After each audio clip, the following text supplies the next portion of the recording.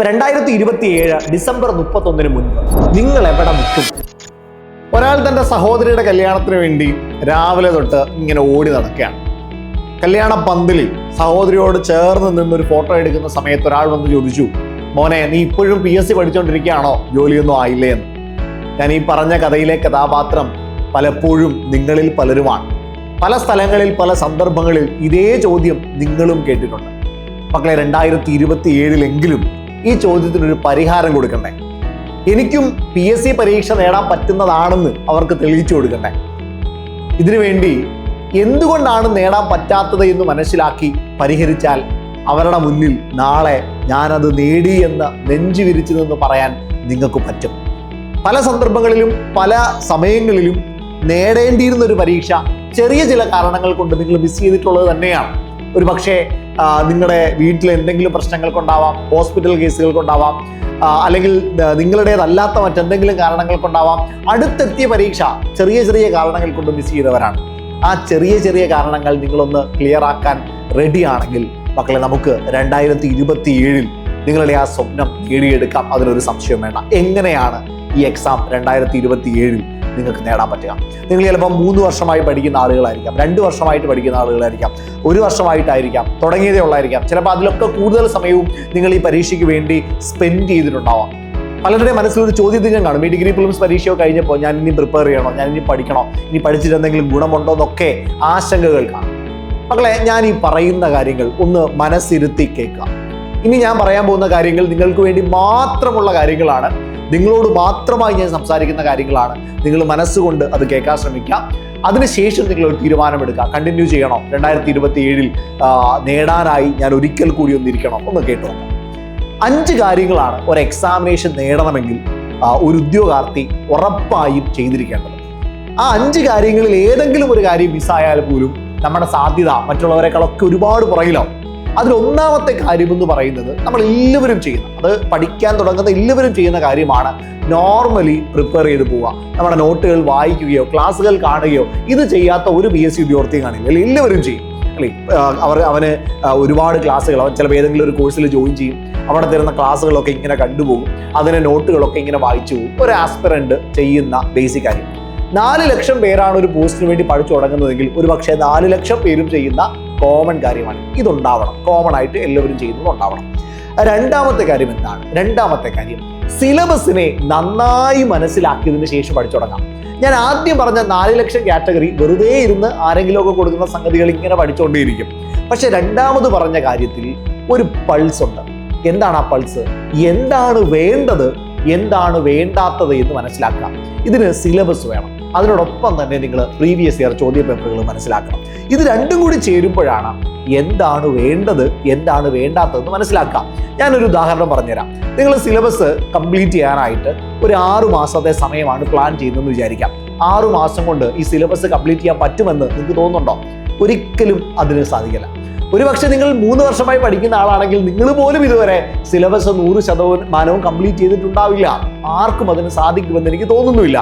പകരം എവിടെയാണ് ഏറ്റവും കൂടുതൽ മാർക്ക് കോൺട്രിബ്യൂട്ട് ചെയ്യാൻ സാധ്യതയുള്ളത്? ഒരു പരീക്ഷയ്ക്ക് ഏറ്റവും കൂടുതൽ മാർക്ക് തരാൻ സാധ്യതയുള്ള ടോപ്പിക് ഏതാണ്? ഞാനൊരു എക്സാമ്പിൾ പറഞ്ഞുതരാം. എൻ്റെ സബ്ജക്റ്റ് എക്കണോമിക്സ് ആണ്. പക്ഷേ എക്കണോമിക്സിൽ കുറച്ച് ടോപ്പിക്സ് മാത്രം പഠിച്ചാൽ മതി. 5 മാർക്ക് മിക്കവാറും പരീക്ഷകളിൽ സ്കോർ ചെയ്യാൻ പറ്റും. കുറച്ച് ടോപ്പിക്ക് മാത്രം, കുറച്ച് സമയം മാത്രം ഇൻവെസ്റ്റ് ചെയ്താൽ. അതേപോലെ തന്നെയാണ് IT. കുറച്ച് സമയം മാത്രം ഇൻവെസ്റ്റ് ചെയ്താൽ 5 മാർക്ക് മിക്കവാറും പരീക്ഷകളിൽ അഷ്വേർഡ് ആണ്. മലയാളം കുറച്ച് സമയം മാത്രം ഇൻവെസ്റ്റ് ചെയ്താൽ 10 മാർക്ക് അഷ്വേർഡ് ആണ്. അപ്പം അതുകൊണ്ട് തന്നെ സമയം കുറവ് കൊടുത്ത് റിട്ടേൺ കൂടുതലുള്ള ടോപ്പിക്കിൽ ഐഡന്റിഫൈ ചെയ്ത് അത് ആദ്യം പഠിച്ചു തീർക്കാൻ ശ്രമിക്കുക. അപ്പോൾ തന്നെ നമുക്ക് അത്യാവശ്യം നല്ലൊരു അഡ്വാൻറ്റേജ് പരീക്ഷയ്ക്ക് നേടാൻ പറ്റും. അതിനുശേഷം ബാക്കിയുള്ള ടോപ്പിക്കിലേക്ക് പോകാമെന്നൊരു സ്ട്രാറ്റജി നിങ്ങൾക്ക് സ്വീകരിക്കാം. ഇനി അല്ലെങ്കിൽ തന്നെ ഓരോ സബ്ജക്റ്റിലെയും ഇമ്പോർട്ടൻ്റ് ഏരിയാസ് കണ്ടെത്തി ആ ഇമ്പോർട്ടൻ്റ് ഏരിയാസിന് കൂടുതൽ സമയം കൊടുക്കാം. അത്ര ഇമ്പോർട്ടൻ്റ് അല്ലാത്ത ഏരിയാസിന് സമയം കുറവ് കൊടുക്കാം. സിലബസിനെ നന്നായി മനസ്സിലാക്കുക. സിലബസിനെ മനസ്സിലാക്കാതെ ഒരു PSC എക്സാമിന് വേണ്ടി പഠിക്കുന്ന ആൾ ഫൂളാണ്, ഒരു സംശയവും വേണ്ട. കഥയറിയാതെ ആട്ടം കാണുന്നത് പോലെ മാത്രമേ ഉണ്ടാകുകയുള്ളൂ. ഒരു പക്ഷെ നിങ്ങൾ പലരുടെയും ഞാൻ ഈ പറഞ്ഞ 4 ലക്ഷം പേരിൽ ഒരു 80% പ്രശ്നം സിലബസ് അറിയാതെ പഠിക്കുന്നു എന്നുള്ളതായിരിക്കാം. ക്ലിയർ അല്ലേ? അപ്പം 4 ലക്ഷം പേരിൽ ഒരു 80% പേര് മാത്രമേ രണ്ടാമത്തെ കാര്യവും ചെയ്യുന്നുണ്ടാവുള്ളൂ. മൂന്നാമത്തെ കാര്യമാണ് ഏറ്റവും കൂടുതൽ ആളുകൾ മിസ് ചെയ്യാൻ സാധ്യതയുള്ളത്. അത് റിവിഷനാണ്. നന്നായി പഠിച്ചു പോകും. ഒരു ദിവസം 10 മണിക്കൂറും 12 മണിക്കൂറും പഠിക്കുന്നുണ്ടാവും, നിങ്ങളും പഠിക്കുന്നുണ്ടാവും. റിസൾട്ട് കിട്ടുന്നില്ല? റീസൺ എന്താണെന്നറിയാമോ? പണ്ട് പഠിച്ച ഒറ്റ കാര്യം പോലും നിങ്ങളുടെ മെമ്മറിയിൽ ഉണ്ടാവില്ല. ആലോചിച്ച് നോക്കി, നിങ്ങൾ ആദ്യം പഠിച്ച, നിങ്ങളൊരു ഹിസ്റ്ററിയിൽ തുടക്കം പഠിച്ച 1857 വാറിൽ നാനാ സാഹിബ് എവിടെയാണ് യുദ്ധം നയിച്ചതെന്ന് ചോദിച്ചാൽ ഞാൻ ഓർക്കുന്നില്ല. കാരണം ഒറ്റ തവണ മാത്രമേ വായിച്ചുള്ളൂ, ആദ്യത്തെ ഒരു സ്റ്റഡി മാത്രമേ ഞാൻ കൊടുത്തുള്ളൂ. ഇതിനെ റിവൈസ് ചെയ്ത് കൊണ്ടുപോകണമെന്നുള്ള കാര്യം എനിക്ക് അറിയില്ലായിരുന്നു, ഞാൻ ചെയ്തിട്ടില്ലായിരുന്നു. അതിനാദ്യം നമ്മളുടെ ലിമിറ്റേഷൻ നമ്മൾ മനസ്സിലാക്കണം. മക്കളെ, നമ്മൾ ഹ്യൂമൻ ബീയിങ് ആണ്, മെഷീൻ അല്ല. ഒരു കോഡ് സെറ്റ് ചെയ്ത് വെച്ചാൽ ആ കോഡ് ഇടയ്ക്കിടയ്ക്ക് ഇങ്ങനെ ഓർത്തെടുക്കാൻ പറ്റുന്ന മെഷീൻ അല്ല നമ്മൾ മനുഷ്യരാണ്. നമ്മൾ മറന്നുപോകും, ഒരുപാട് കാര്യങ്ങൾ കയറി വരും, അതിനിടയിൽ നമ്മൾ പഠിക്കുന്ന കാര്യങ്ങൾ നമ്മൾ മറന്നുപോകും. സോ റീകളക്ട് ചെയ്യുക, റിവിഷൻ പ്രോപ്പറായിട്ട് കൊടുക്കുക എന്നുള്ളതാണ് അതിന്റെ സൊല്യൂഷൻ. ഒരു തവണ പഠിച്ച കാര്യങ്ങൾ 10 തവണ വായിക്കാൻ പറ്റിയാൽ വായിക്കണം, 5 തവണ വായിക്കാൻ പറ്റിയാൽ വായിക്കണം. റിപ്പീറ്റ് ചെയ്യുമ്പോൾ എത്രത്തോളം റിപ്പീറ്റ് ചെയ്യാൻ പറ്റുമോ അത്രത്തോളം അത് ആഴത്തിൽ മനസ്സിൽ പതിയുക കൂടിയാണ്. നിങ്ങൾ പലപ്പോഴും ശ്രദ്ധിച്ചിട്ടില്ലേ, ചില കാര്യങ്ങൾ, ആഴത്തിൽ പഠിച്ചിട്ടുള്ള കാര്യങ്ങൾ പരീക്ഷ വരുമ്പോൾ ക്വസ്റ്റ്യൻ പേപ്പറിനകത്തിൽ ആ ഒരു സ്റ്റേറ്റ്മെന്റ് കണ്ടപ്പോൾ അത് എവിടെയാണ്, ആ ക്വസ്റ്റ്യൻ പേപ്പർ നമ്മൾ പഠിച്ച നോട്ടിൽ ആ പേജ് നമ്പർ ഏതാണ്, അതിൽ ഏത് ലൈനിലാണ് ഇത് കിടന്നത് എന്ന് പോലും ഓർത്തെടുക്കാൻ പറ്റുന്നത്ര ആഴത്തിലേക്ക് ആ ഒരു കണ്ടന്റ് മനസ്സിലേക്ക് ഇറങ്ങിയിട്ടുണ്ടാവും. അത് നിങ്ങൾക്ക് അനുഭവമുള്ളതായിരിക്കാം. അതേപോലെ ഓരോ കണ്ടന്റുകളും നമ്മൾ ഹൃദ്യസ്ഥമാക്കാൻ ശ്രമിക്കാം. അതിന് സിലബസ് റിവിഷൻ പ്രോപ്പറായിട്ട് നിങ്ങൾക്ക് കൊടുക്കാൻ പറ്റണം. അതാണ് 3ാമത്തെ കാര്യം. 4ാമത്തെ കാര്യം, മറ്റൊരു പ്രധാനപ്പെട്ട കാര്യം, നിങ്ങൾ എഴുതാൻ പോകുന്നത് ഒബ്ജക്റ്റീവ് എക്സാമിനേഷനാണ്, OMR പരീക്ഷയാണ്, കറുപ്പിക്കണം. അതിനുവേണ്ടി മൾട്ടിപ്പിൾ ചോയ്സ് ക്വസ്റ്റ്യൻസ് എത്രത്തോളം നിങ്ങൾക്ക് ചെയ്യാൻ പറ്റുമോ അത്രത്തോളം നിങ്ങൾ ചെയ്യണം. ഓരോ ചോദ്യം ചെയ്ത് കഴിയും തോറും തെറ്റുകയാണെങ്കിൽ അതിനെക്കുറിച്ച് കൂടുതൽ പഠിക്കാനും, ശരിയാക്കുകയാണെങ്കിൽ ഒരു പുതിയ സ്ട്രാറ്റജി മനസ്സിലാക്കാനും നിങ്ങൾക്ക് പറ്റും. ഓരോ ചോദ്യങ്ങളും ഓരോ പരീക്ഷകളാണ്, ഓരോ പരീക്ഷണങ്ങളാണ് നിങ്ങളെ റാങ്ക് ലിസ്റ്റിലേക്ക് എത്തിക്കാനുള്ള പരീക്ഷണങ്ങൾ. സമയം കൃത്യമായി മാനേജ് ചെയ്യാനായിട്ട് അത് നിങ്ങളെ ഹെൽപ്പ് ചെയ്യും. ഓരോ ടോപ്പിക്കുകൾ, കവർ ചെയ്യാത്ത ടോപ്പിക്കുകൾ മനസ്സിലാക്കാൻ, നിങ്ങളുടെ വീക്ക്നെസ് എവിടെയാണ്, നിങ്ങളുടെ സ്ട്രെങ്ത് എവിടെയാണെന്ന് മനസ്സിലാക്കാൻ, ഇതൊക്കെ മൾട്ടിപ്പിൾ ചോയ്സ് ക്വസ്റ്റ്യൻസ് ചെയ്യുന്നതിലൂടെ നിങ്ങൾക്ക് പറ്റും. ഇതാണ് 4ാമത്തെ കാര്യം. ഞാൻ ഒന്നുകൂടി പറയുകയാണ്. 5ാമത്തെ കാര്യം പറയുന്നതിന് മുമ്പ് ഞാൻ ആദ്യം പറഞ്ഞ 4 കാര്യങ്ങൾ ഒന്നുകൂടി പറയുകയാണ്. ഇതിന്റെ ചുരുക്കമാണ് 5ാമത്തെ കാര്യം എന്ന് പറയുന്നത്. 1 എന്ന് പറയുന്നത്, മക്കളെ, നിങ്ങൾ സ്റ്റാർട്ട് ചെയ്യുമ്പോൾ നോർമലി എല്ലാവരും ചെയ്യുന്ന കാര്യം തന്നെ, പഠിക്കുക, നോട്ട് വായിക്കുക, ഇത് ചെയ്യണം. 2, നിങ്ങൾക്ക് പ്രോപ്പറായിട്ട് സിലബസ് എന്താണ്, PYQs എന്താണ് എന്ന് മനസ്സിലാക്കാൻ പറ്റണം. 3, പ്രോപ്പർ റിവിഷൻ നിങ്ങൾക്ക് കൊടുക്കണം. 4, പരമാവധി ചോദ്യങ്ങൾ നിങ്ങൾക്ക് ചെയ്യാനായിട്ട് പറ്റണം. 5ാമത്തത്, മക്കളെ, ഒരിക്കലും വിട്ടിട്ട് പോകരുത്. ഇതാണ് ഇതിൻ്റെ എല്ലാം ചുരുക്കമായിട്ടുള്ള, സംക്ഷിപ്തമായിട്ടുള്ള 5ാമത്തെ കാര്യം. നിങ്ങൾ ഈ 4 കാര്യങ്ങളും ചെയ്തിട്ട് 10 ദിവസം പഠിച്ച് 11 ദിവസം പഠിക്കാതെ വീണ്ടും പഠിച്ചു തുടങ്ങിയാൽ സംഭവിക്കാൻ പോകുന്നത്, നിങ്ങൾ 1 എന്ന് വീണ്ടും സ്റ്റാർട്ട് ചെയ്യണം. നിങ്ങൾ എവിടെ തുടങ്ങിയോ അവിടേക്ക് തന്നെ നിങ്ങൾ തിരിച്ചു പോകേണ്ടി വരും. ആ 10 ദിവസം നിങ്ങൾ പഠിച്ചത് വേസ്റ്റ് ആയിരിക്കും. 1 എന്ന് പഠിക്കും പോലെ, ഒന്നും അറിയാത്ത ആളെ പോലെ വീണ്ടും സ്റ്റാർട്ട് ചെയ്യേണ്ടി വരും. അങ്ങനെ എത്ര തവണ നിങ്ങൾ നിങ്ങളുടെ സമയം കളഞ്ഞിട്ടുണ്ട്? ധൈര്യമുണ്ടോ ഈ വീഡിയോയ്ക്ക് താഴെ കമൻറ്റ് ചെയ്യാൻ? എനിക്കങ്ങനെ സംഭവിച്ചിട്ടുണ്ട് എന്ന് സമ്മതിക്കും മക്കളെ. നിങ്ങളുടെ പ്രശ്നം, നിങ്ങളുടെ ഫോൾട്ട്, അത് സമ്മതിച്ചതിന് ശേഷം നിങ്ങൾ റീസ്റ്റാർട്ട് ചെയ്യും. ഞാൻ ഒരിക്കലും എൻ്റെ ഇനി തുടങ്ങാൻ പോകുന്ന ആ ഒരു ജേർണി സ്റ്റോപ്പ് ചെയ്യാനായിട്ട് പോകുന്നില്ല. ഓരോ ദിവസവും കൺസിസ്റ്റൻ്റ് ആയി ഞാൻ പഠിച്ചുകൊണ്ടേയിരിക്കും. ഒരു ദിവസം 5 മണിക്കൂർ, 10 മണിക്കൂറും 20 മണിക്കൂറും നിങ്ങൾ ഇരിക്കണ്ട. ഒരുപക്ഷെ അതുകൊണ്ടായിരിക്കാം പലപ്പോഴും നിങ്ങൾ ഇട്ടിട്ട് പോകുന്നത്. ഒരു ആവേശം കയറി, അമൽ സാറിൻ്റെ മോട്ടിവേഷനൊക്കെ കേട്ട് കഴിഞ്ഞ് കഴിഞ്ഞാൽ നല്ല ആവേശമാണ് അല്ലേ? ആ ആവേശം ഇങ്ങനെ കാലിൻ്റെ താഴേന്ന് തരിച്ച് മേപ്പോട്ട് കയറി വരും. നമ്മുടെ മുടിയുടെ പോലും ഇങ്ങനെ പൊങ്ങി നിൽക്കും. അത്രയ്ക്ക് നല്ല രീതിയിൽ മോട്ടിവേറ്റ് ചെയ്യാൻ സാറിന് പറ്റും. ആ മോട്ടിവേഷനൊക്കെ കേട്ട് പഠിച്ചു തുടങ്ങി 10 മണിക്കൂറും 12 മണിക്കൂറും ഒക്കെ ഇരുന്ന് 3-ാം ദിവസം ഫിലമെന്റ് അടിച്ചു പോകുന്ന കുട്ടികളുണ്ട്. പകരം എന്ത് ചെയ്യുക? ഈ പറയുന്ന കാര്യങ്ങളെ നിങ്ങൾക്ക് പറ്റുന്ന സമയത്തിലേക്ക് മാറ്റും. 5 മണിക്കൂർ മതി. എല്ലാ ദിവസവും നിങ്ങൾ 5 മണിക്കൂർ കോൺട്രിബ്യൂട്ട് ചെയ്യും. അല്ലാതെ ഒരു ദിവസം 10 മണിക്കൂർ പഠിച്ച് 4 ദിവസം പഠിക്കാണ്ടിരിക്കലല്ല. അപ്പം നിങ്ങൾക്ക് പറ്റുന്നൊരു സമയം ഫിക്സ് ചെയ്യുക. ആ സമയം എല്ലാ ദിവസവും കൺസിസ്റ്റൻ്റ് ആയി പഠിക്കാൻ ശ്രമിക്കുക. എല്ലാ ദിവസവും റിവിഷൻ കൊടുക്കാൻ ശ്രമിക്കുക. എല്ലാ ദിവസവും ക്വസ്റ്റ്യൻ പ്രാക്ടീസ് ചെയ്യാനായിട്ട് ശ്രമിക്കുക.